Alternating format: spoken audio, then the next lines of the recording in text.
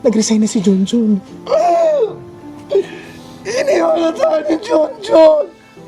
Nag-resign na si Junjun! Sir, Iniwan na rin tayo ni Junjun! Iniwan tayo ni Junjun! sir, pagpasensya niyo na itong sir.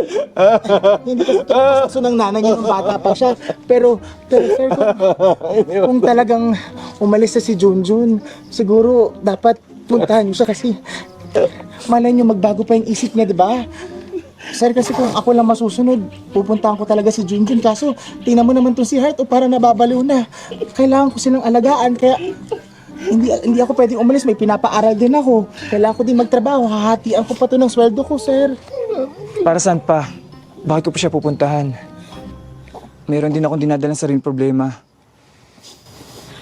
Pero, Sir Ford, sakaling magbago yung isip mo, sabihan mo lang kami, ibibigay namin address ni Junjun. Ganito na lang, Chupeng, Heart.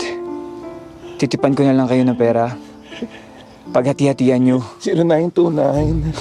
Isan mo na lang, sir. Sa 09. Sige, Ako na kunin po ko na. maglalagay. Ang tulong. Oo, okay naman pala yung ano. Pag-rejuve ko rin. Oo. Parang guminhawa ako. Sir Ford, maraming salamat talaga, ha? Ay, ito po, sir. Wala yun. Oo po. Oo. Basta, Oo. ito yung tatandaan nyo.